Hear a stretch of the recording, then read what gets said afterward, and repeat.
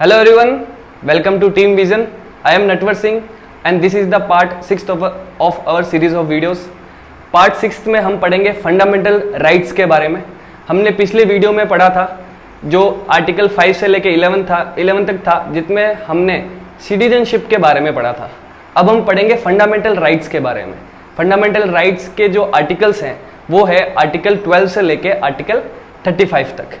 और ये जो फंडामेंटल राइट्स है ये पूरे एक पार्ट में आते हैं जिसका पार्ट का नाम है पार्ट 3। जो हमने कल सिटीजनशिप पढ़ा था वो आता है पार्ट 2 में। ओके, कंटिन्यू करते हैं इससे।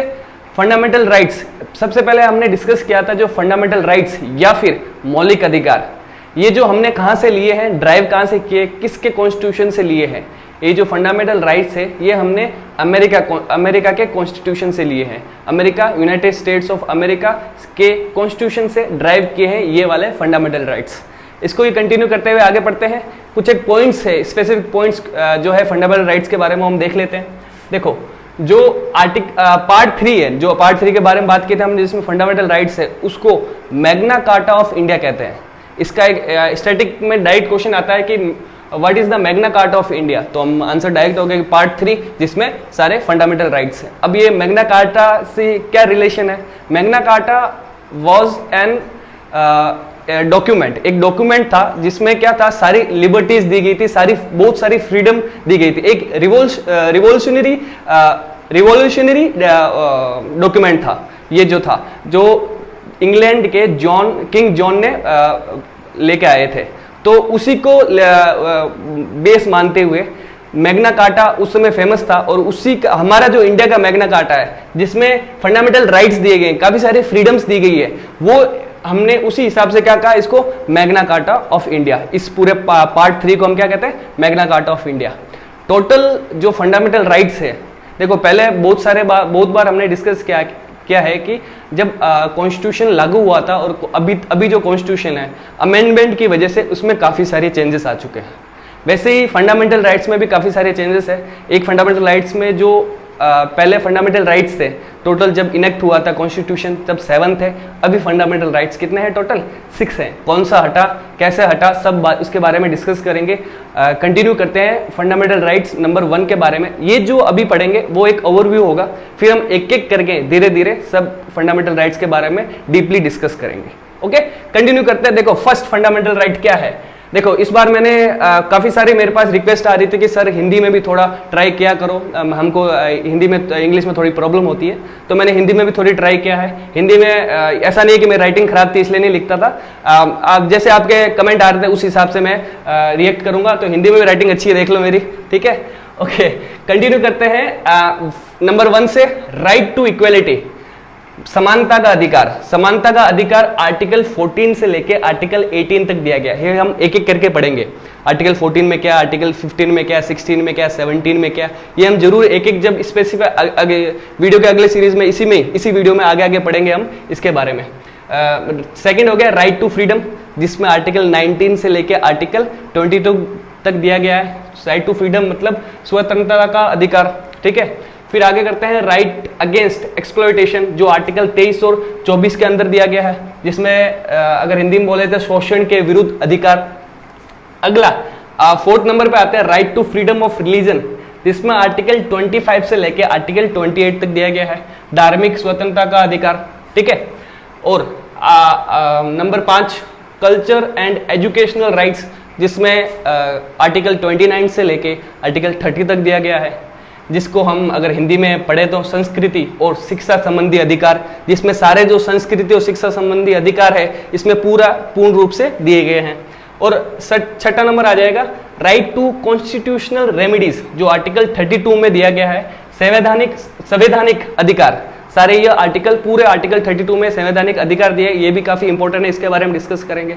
अगर ये आप ध्यान से देख रहे हो तो एक चीज आपने नोटिस की होगी कि देखो यहाँ से आर्टिकल 29 से 30 direct article 32, where is the article 31? Article 31 कहाँ पे है? देखो यही यहाँ पे ट्विस्ट है। मैंने पहले ही डिस्कस किया था कि हमारे पास टोटल पहले कितने फंडामेंटल राइट्स थे, टोटल थे 7, और अभी कितने दिख रहे हैं तुमको? 6। तो अपन जो बीच वाले फंडामेंटल राइट्स है ये चला गया। ये फंडामेंटल राइट्स के बारे में एक बार हम पिछले वीडियोस में डिस्कस कर चुके हैं कि जो आर्टिकल 31 में पहले राइट टू प्रॉपर्टी था, राइट टू प्रॉपर्टी जो पहले एक लीगल अधिकार था कि हर एक सिटीजन के पास राइट टू प्रॉपर्टी होना चाहिए, वो हटा दिया गया। जो हटाने का जो अमेंडमेंट था, देखो कुछ भी हटेगा तो अमेंडमेंट होगा जरूर, कुछ भी कॉन्स्टिट्यूशन में ऐड होगा, कुछ भी कॉन्स्टिट्यूशन से हटेगा तो हमेशा क्या होगा, एक अमेंडमेंट।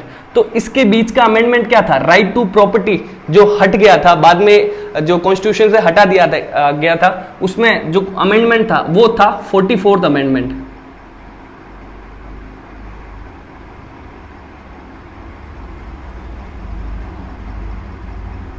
Fourth amendment 1978। इस अमेंडमेंट के थ्रू हमने जो राइट टू प्रॉपर्टी है वो हटा दिया गया, इसलिए उसके बाद हमारे पास क्या आ गया, पहले 7 थे और अभी फंडामेंटल राइट्स पूरे 6 हो गए। अब इन फंडामेंटल राइट्स के बारे में हम एक एक करके डिस्कस करेंगे, धीरे धीरे हर एक पॉइंट्स को डीपली जाके, हर एक पॉइंट्स को हिंदी में, इंग्लिश में, जो भी लैंग्वेज आपको समझ आएगी, पर्टिकुलर लैंग्वेज हम समझने की कोशिश करेंगे। सो नाउ हम डिस्कस करते हैं पहला पार्ट, पहला राइट, पहला fundamental right, right to equality, article 14 से लेकर आर्टिकल 18। हम इसके बारे में थोड़ा डिस्कस करते हैं। समानता का अधिकार, इस बार थोड़ा हिंदी नहीं लिख पाए, कोई बोर्ड में जगह नहीं है, लेकिन हिंदी मीडियम वालों को अगर इंग्लिश में समझ नहीं आ रहा तो हम हिंदी में बोल तो रहा हूँ, पूरी इंग्लिश नहीं बोल रहा, थोड़ी बहुत हिंदी तो बोल रहा हूँ, तो समझने की कोशिश करो और थोड़ा सा कॉम्प्रोमाइज़ करो, ठीक है। कोशिश कंटिन्यू करते हैं हम। पहले इधर आर्टिकल 14 से लेके आर्टिकल 18 तक बात की जा रही है। आर्टिकल 14 में क्या लिखा हुआ है इसको हिंदी में भी समझा दूंगा, टेंशन नहीं लेना, ठीक है। आर्टिकल 14 क्या बोलता है, equality before law and equal protection of laws. इसको समझाऊंगा। देखो इसको समझने के लिए सबसे पहले जो हम बात करते हैं लॉ की, लॉ कानून, जो मतलब इसका कहने का मतलब है कि भाई कानून सबके लिए इक्वल होगा, सामान्य होगा।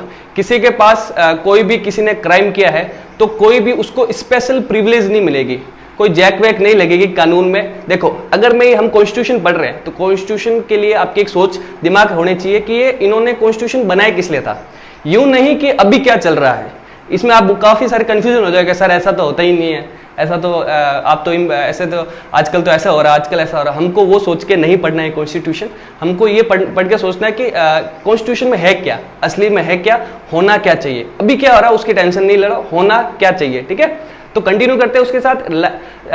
क्या था, equality before law and equal protection of laws, मतलब किसी को भी किसी लॉ के अगेंस्ट, किसी क्राइम के अगेंस्ट स्पेशल प्रोविजन नहीं मिलेगी। इसका मतलब है कि सब, कोई भी, पुअर, अमीर, गरीब, ऑफिशियल, नॉन ऑफिशियल, सब क्या है, लॉ के आगे सब इक्वल है, सबको लॉ के आगे इक्वल होना ही पड़ेगा, ठीक है।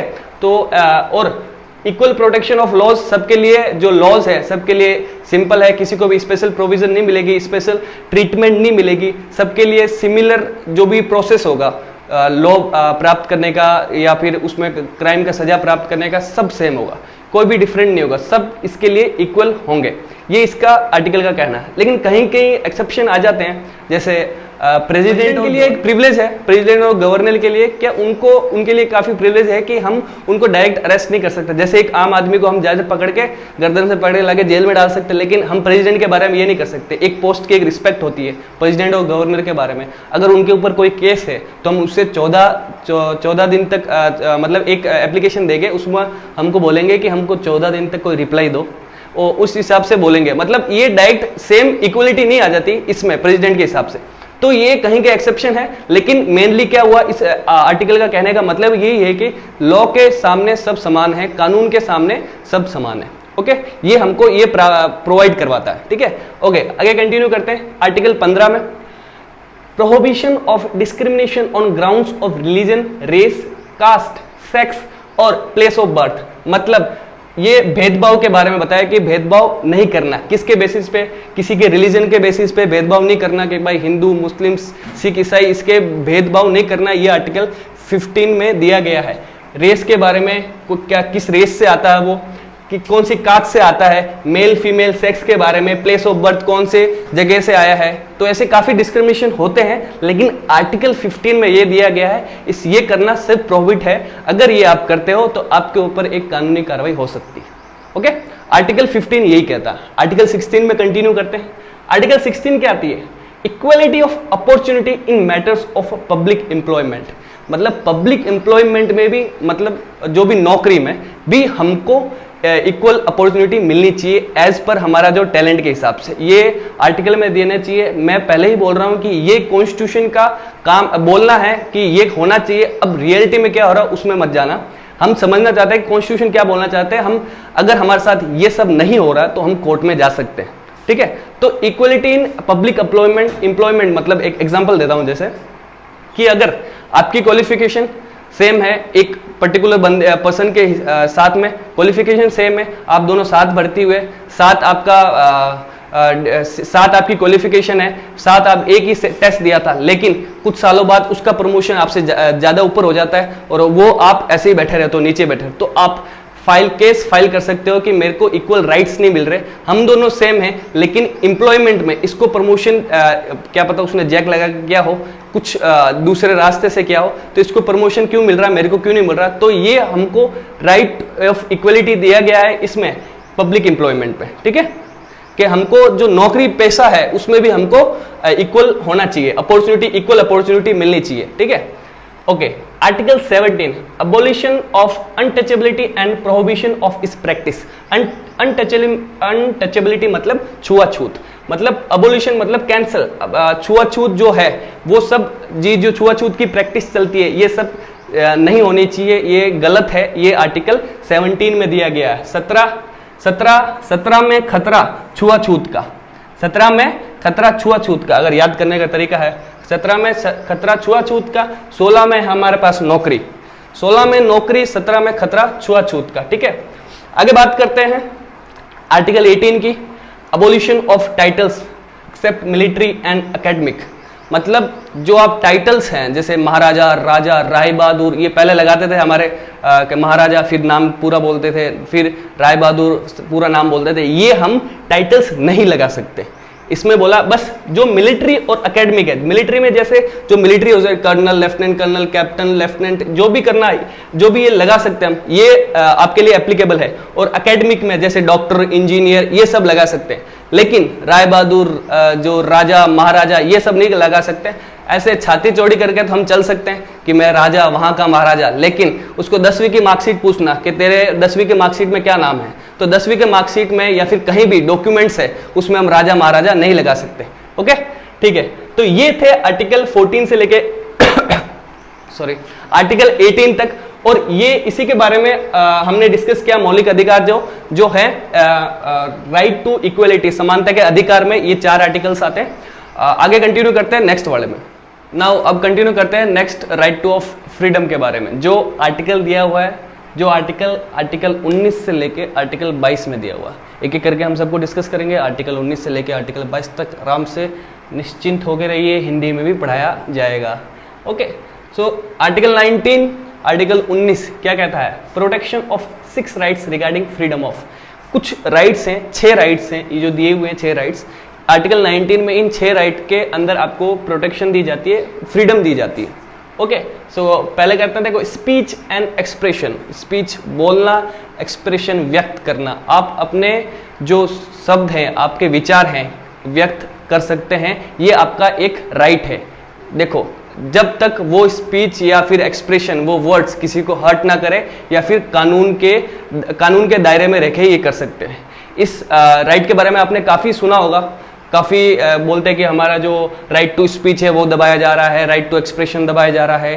तो ये वाला वही राइट है, right to speech and expression, जो आर्टिकल 19 में आया, जो हमारा जो कॉन्स्टिट्यूशन ऑफ इंडिया है, उसके जो सिटीजन को है राइट टू स्पीच देता है कि वो कहीं भी कुछ भी बोल सकता है, किसी को हट्टे करना, किसी के लॉ के अगेंस्ट ना होना चाहिए, और कुछ भी अपने व्यूज कहीं भी एक्सप्रेस कर सकता है। ये आपका राइट है। आप बोलोगे ये तो कोई सिंपल सा, ये कोई राइट होता है क्या? हाँ, ये होता है। अगर आप दूसरी कंट्रीज में जाके देखोगे तो ये आपको नहीं मिलेगा। Okay, next continue.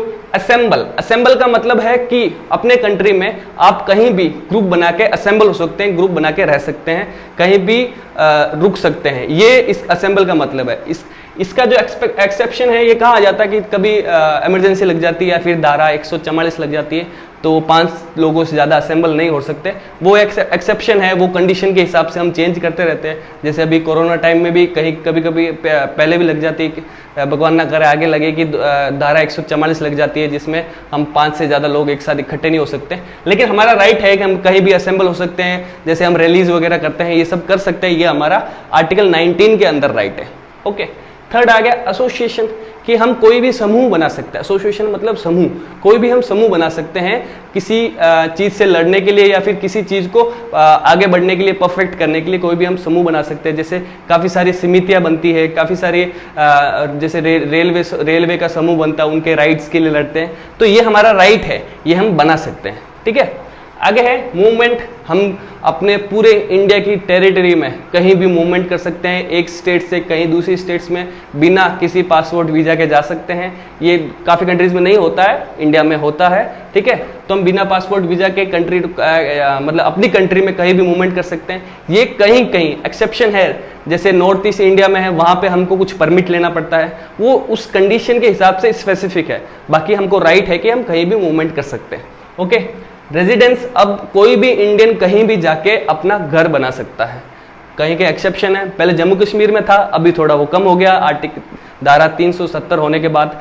ये इसी का रेजिडेंस का मतलब यही है कि हम कहीं भी जाके अपना घर बना सकते हैं। यूपी वाले एमपी में, एमपी वाले राजस्थान में, राजस्थान वाले महाराष्ट्र में, कहीं भी। ये आप इंडिपेंडेंट हो, ये आपका एक राइट है, कोई आपको इस हिसाब से नहीं रोक सकता। ओके, नेक्स्ट कंटिन्यू करते हैं। प्रोफेशन के भाई आपके पास राइट है, राइट टू फ्रीडम है कि आप कोई भी प्रोफेशन आप ले सकते हो। ये नहीं, पहले ऐसा होता था कि 4 वर्गों में बांट दिया गया था। जो अपर वर्ग है वो अपना प्रोफेशन उनका फिक्स होता था, मोची का बेटा मोची बनेगा, कोबलर का बेटा कोबलर बनेगा, ये जो प्रोफेशन फिक्स होते थे। लेकिन ये जो राइट दे दे के आप कहीं से भी हो, आपसे कोई डिस्क्रिमिनेशन नहीं किया जाएगा, आप कोई भी प्रोफेशन आपकी एबिलिटी के हिसाब से आप ले सकते हो। ठीक है, ये जो पूरा है वो आर्टिकल 19 में आ जाता है। इसका एक निमोनिक्स है, मैं आपको याद करा देता हूं।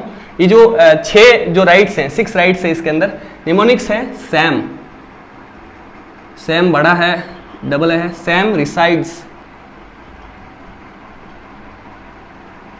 In Poland. ये काफी जाना माना निमोनिक्स है, लेकिन काफी अच्छा है, जिससे हम ये याद कर सकते हैं क्या कहना चाहता है। सैम एस स्पीच, ए असेंबल, दूसरा वाला ए एसोसिएशन, फिर मूवमेंट, रिसाइड, रेजिडेंस, फिर पोलैंड, पोलैंड का पी यूज करेंगे, और प्रोफेशन। इसमें पूरे इस नेमोनिक्स में हम क्या करेंगे, ये सारे याद करने की कोशिश कर सकते हैं, याद हो सकते हैं आराम से। ओके, कंटिन्यू करेंगे, एग्जाम पर्सपेक्टिव से ये बात बोल रहा हूं मैं। ओके, फिर कंटिन्यू करते हैं आर्टिकल 20 के बारे में। Protection in respect of conviction of for offences. अगर आपने कोई ऑफेंस किया है, अगर आपको ऑफेंस किया तो भी आपके पास कुछ राइट्स हैं। ठीक है, ये कौन कौन से राइट है, काफी इंटरेस्टिंग राइट्स है ये, काफी अगर हमेशा जब पढ़े जाते हैं तो काफी मजा आता है इन राइट्स को पढ़ने में। देखो, फर्स्ट पढ़ते हैं, इनमें 3 राइट्स दिए गए हैं, इसमें इसके अंदर भी 3 राइट्स दिए हैं।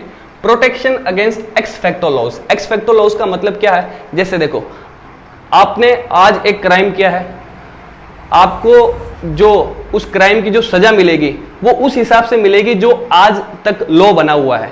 अगर कल, जैसे एग्जांपल से इसको समझेंगे कि अगर कोई भी क्राइम करने का, जैसे चोरी करने का कोई भी जो सजा है वो 2 साल है।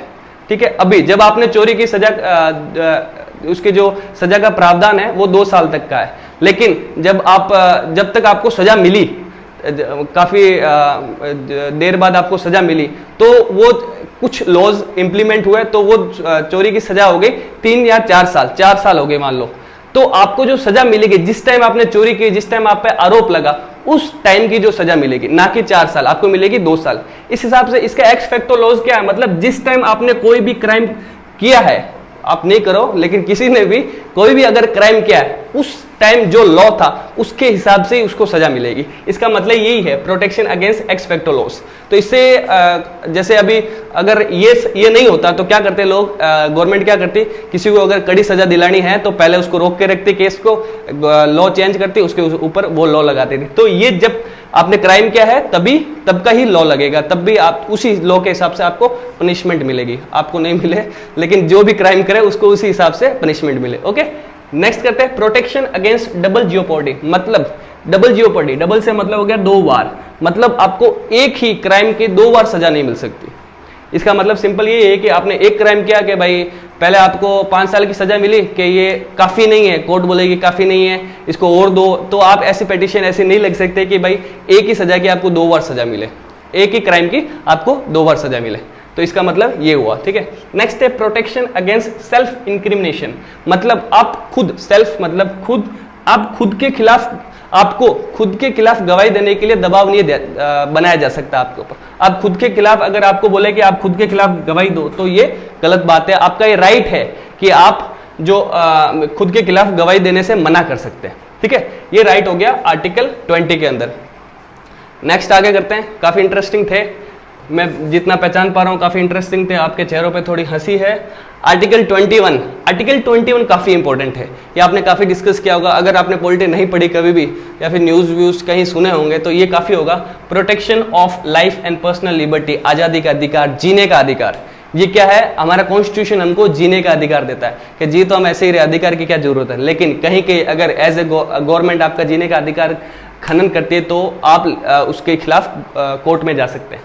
देखो ये हो गया जीने का अधिकार, ये protection respect to conviction of offences, कोई क्राइम किया उसके हिसाब से जो भी आपको मिलेगा पनिशमेंट। ये जो 2 आर्टिकल हैं ये काफ़ी इंपॉर्टेंट है। कैसे, ये जो आर्टिकल है जब इमरजेंसी लगती है, कभी भी इमरजेंसी लगे, कोई भी टाइप की इमरजेंसी, नेशनल इमरजेंसी, कोई भी टाइम की इमरजेंसी लगे तो ये जो आर्टिकल है ये कभी खारिज नहीं होते, बाकी आर्टिकल सब खारिज हो जाते हैं, ये आर्टिकल कभी भी खारिज नहीं होते। ये काफ़ी होता है इंपॉर्टेंट पॉइंट कि ये जो आर्टिकल 20 एंड आर्टिकल 21 कभी खारिज नहीं होते, कभी भी कैंसिल नहीं होते। आपके पास हमेशा ये फ्रीडम रहेगी, आपके पास ये हमेशा राइट रहेगी कि इसके थ्रू आप कुछ अपना न्याय पा सकते हैं, ठीक है। आर्टिकल 20, आर्टिकल 21 याद रखना। Next article 21A, this is an amendment, पहले नहीं था फिर आया। राइट टू, ये हमने डिस्कस भी कर चुके हैं, राइट टू एलिमेंट्री एजुकेशन, जो कोई भी स्टूडेंट जो एज 6 से लेके 14 तक है उसको एजुकेशन देना कंपलसरी है, उसके पेरेंट्स को, उसके स्टेट को।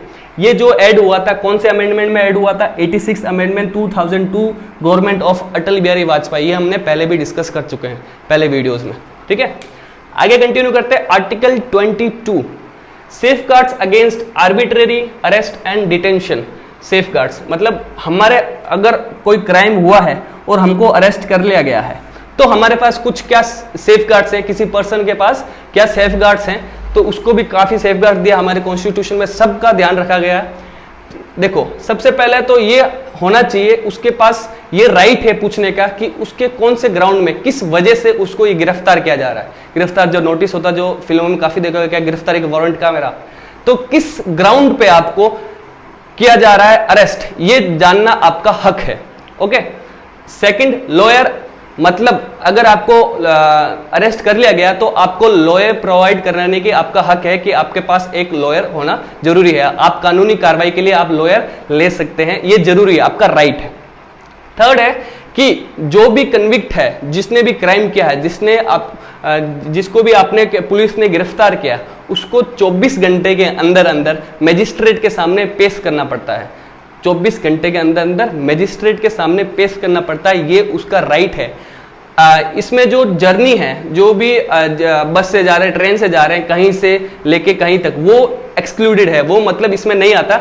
बाकी जो 24 घंटे हैं उसके अंदर अंदर उसको मजिस्ट्रेट के सामने लाना पड़ता है, ये इसका राइट है, ठीक है। ये जो आर्टिकल हुआ राइट टू फ्रीडम, आर्टिकल 19 से लेके आर्टिकल 22 ये हमने पढ़ा। आगे पढ़ते हैं, आगे जो नेक्स्ट, अभी हम तीसरे नंबर पे पहुंच गए, तीसरे नंबर की राइट्स पे, फ्रीडम, फंडामेंटल राइट्स पे, मौलिक अधिकार पे। तीसरा नंबर है राइट अगेंस्ट एक्सप्लॉयटेशन, शोषण के विरुद्ध अधिकार। इसमें भी 2 आर्टिकल के अंदर हमको बताया गया है कि शोषण के विरुद्ध हमारे क्या क्या अधिकार है।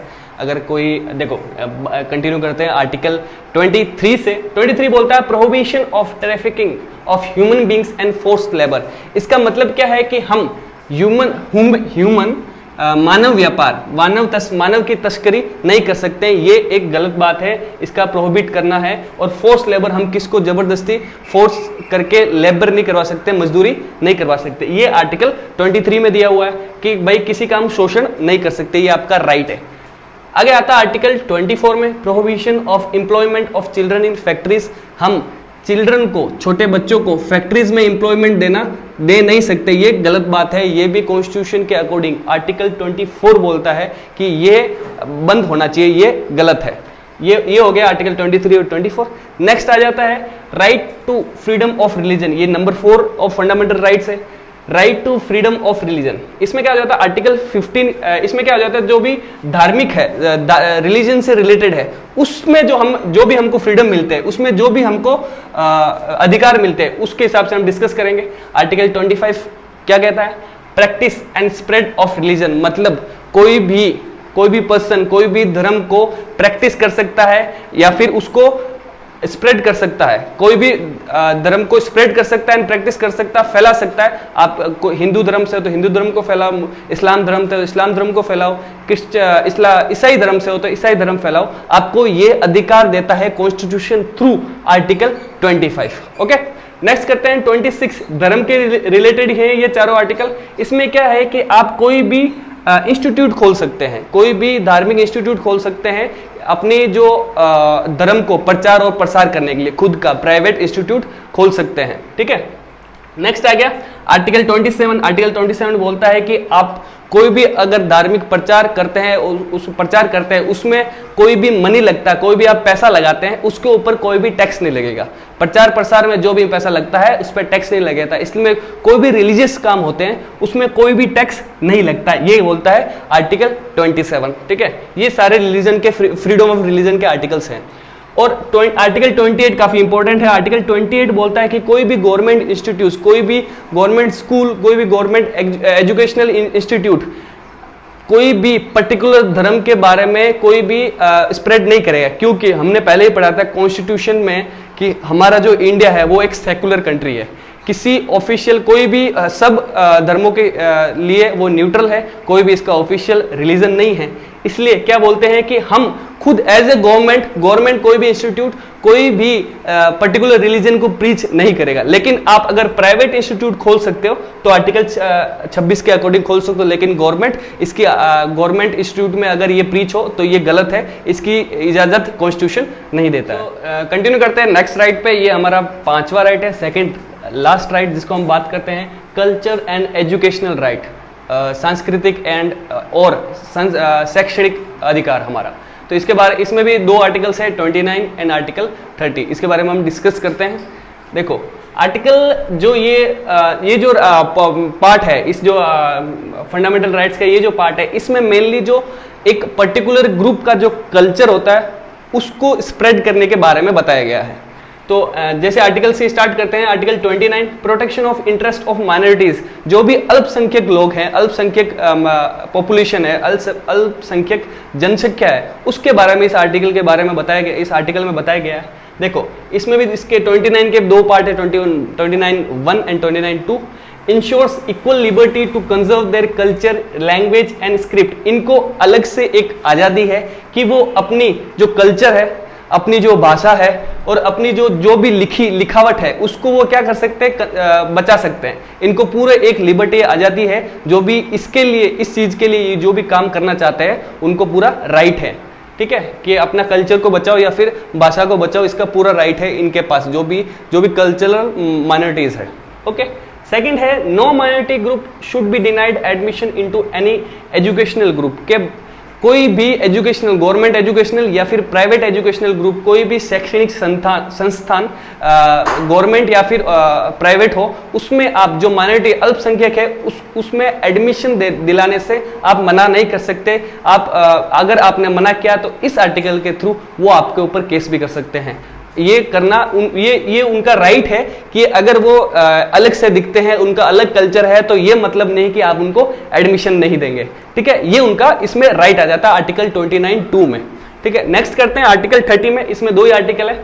आर्टिकल 30 में क्या है कि वो अपना, उनको राइट है कि वो अपना खुद का एजुकेशनल इंस्टीट्यूट खोल सकते हैं, शैक्षणिक संस्थान खोल सकते हैं, जिसमें अपने वो कल्चर को बचाव रख सकते हैं, स्प्रेड कर सकते हैं, जो भी वो करना चाहते हैं, अपने लैंग्वेज का संरक्षण कर सकते हैं, जो भी वो करना चाहते हैं।